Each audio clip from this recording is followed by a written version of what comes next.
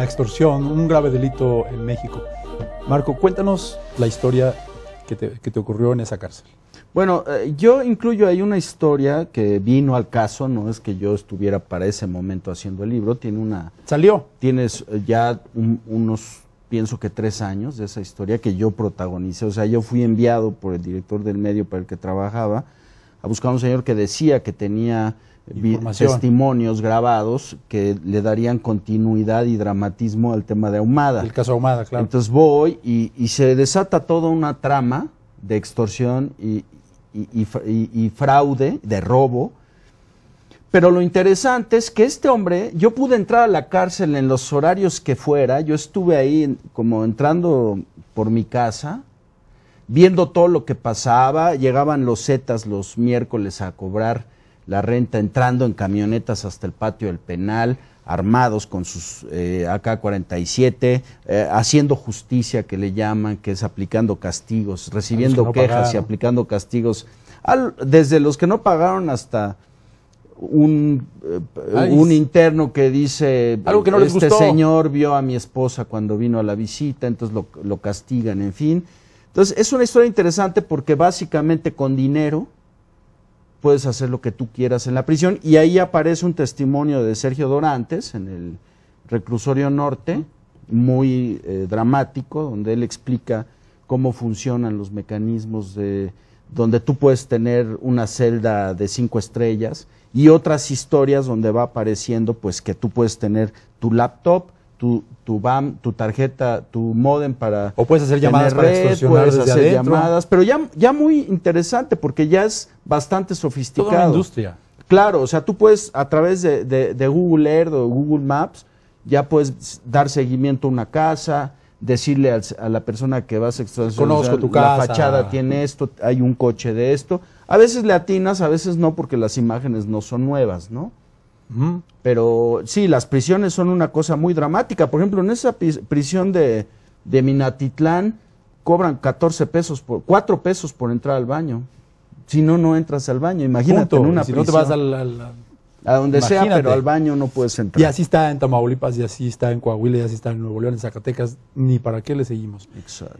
Marco, algo muy importante, que es una de las cosas que yo me quedo de tu libro, es la impunidad y la falta de información, y cómo la gente de pronto dice, ¿y ahora qué hago? Aparte de encomendarme a Dios, ¿quién me puede ayudar? O sea, ¿quién puedo recurrir?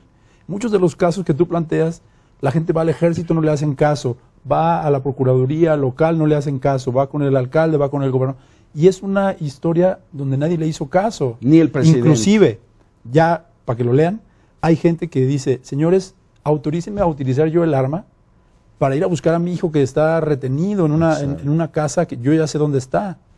¿Qué se puede hacer? Démosle algo de esperanza a la gente, algo que se pueda hacer. Sí, de hecho, en Nuevo León, por ejemplo, el ejército entrena a personas para aprender a usar cierta tecnología para identificar casas de seguridad, y eso, que me parece una atrocidad. ¿Qué hacer? Lo que yo diría es que no hay una respuesta de corto plazo, ni fácil. En México, como decía, la extorsión está normalizada, es decir, la vemos como normal. Muchas veces ya ni vemos que ni siquiera pensamos que pueda ser extorsión. Entonces, lo que yo digo es, primero, tiene que haber políticas de protección a las víctimas, políticas de Estado de protección a las víctimas. Segundo, tiene que haber políticas de prevención. Tercero, tiene que haber políticas de cultura de legalidad. Una cosa que a mí me alarma de la extorsión es que en todos los casos que yo encontré fueron personas cercanas las que condujeron a los extorsionadores a ti. En todos los casos. O sea, es una tipología hay que ser muy cuidadosos en tu entorno familiar, en tu entorno de vecinos. Pero tampoco podemos estar paranoicos. Claro. El problema es del Estado. Y nosotros como ciudadanos necesitamos empoderarnos para exigir al Estado, por la vía del voto, por la vía de la organización civil y demás, para exigirle políticas de Estado que prevengan, que eviten, que castiguen la extorsión. Una respuesta mágica no la tengo, Marco, no hay sociedad civil que pueda resolverlo por ahora. Es una política, tiene que haber una política de Estado. Del recorrido que tú hiciste con este tema, ¿alguna autoridad que se pueda salvar? Que tú dices, mire, en no sé, la zona militar o la marina, alguien que tú digas, sí se puede razonablemente acudir a esa autoridad? O... No, es riesgoso. Hay casos en Monterrey donde, en Durango, por ejemplo, el caso de Don Polo, que Don Polo corre y llega en 3 minutos al lo que llaman el retén militar en Nuevo Ideal. Apenas se acaban de llevar a su hijo. Y el señor le dice, a ver, ¿de qué teléfono le llamaron? Pues de este. No, de ese teléfono nosotros no le entramos. Podemos. ¿No? Y después, cuando le volvieron a llamar a Don Polo, ellos sabían perfectamente con quién había hablado, porque ese señor con el que habló le avisó a los secuestradores. Eso está plenamente documentado, ¿eh? Sí, totalmente. Entonces, yo no confiaría. Yo creo que hay casos que yo menciono ahí de gasolineros que fueron detenidos por el ejército porque fueron obligados a vender combustible robado. Los detuvo gente del ejército, esa gente los extorsionó para no entregarlos al Ministerio Público Federal. Marco, otra pregunta metafísica. ¿Denunciar o no denunciar?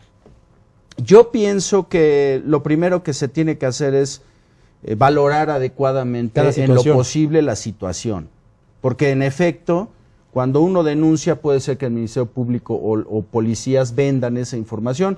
Yo documento casos donde hay policías o militares que se dedican a extorsionar a personas que ellos saben que están siendo extorsionadas o a ofrecerles sus servicios para matar, identificar a la fuente de extorsión y matarla. Y hay que darse ellos con el... Claro, y tú entras en una dinámica muy dramática y además fíjate, algo que es muy pertinente anotar es que tú vas, denuncias, a veces el Ministerio Público trata de extorsionarte también, tú le das dinero, no funciona el policía, el Ministerio Público, y entonces tú lo denuncias y entonces el Ministerio Público lo voltea y dice, usted trató de sobornarme y eso es un delito. Y hay gente que fue víctima de extorsión, que está en la cárcel, que está detenida o que tuvo que pagar una fianza. Surrealismo mexicano. Pues eso se da en el mundo, pero aquí está totalmente fuera de control. Pues yo me quedo, de todas las historias, me quedo con la de Don Polo, se la recomiendo mucho por la gravedad. Un señor que llevaron a su hijo en Nuevo Ideal, recurre a cuanta autoridad es posible, hasta el presidente de la República, ninguna autoridad le hace caso. Él se pone a investigar por su cuenta, localiza el lugar donde está, publica un desplegado a las autoridades, les dice, les pido autorización para poder utilizar un arma, ir a buscar a mi hijo. Don Polo murió lamentablemente. Lo mataron a luego la policía borra las evidencias, o sea, lo matan, llega la policía, recoge toda la escena del crimen, el Ministerio Público le dice, ¿por qué recogiste esto? Es que para que no se perdiera. Para que no se perdieran las escenas. Pero bueno, lamentablemente así está ocurriendo en muchas partes del país. Yo tengo la esperanza de que nuestros políticos se pongan a chambear y hagan algo por la gente. Yo sé que tú no. Yo sé que tú eres más pesimista que yo. Buenas noches, muchas gracias por estar con nosotros. Nos vemos la siguiente semana.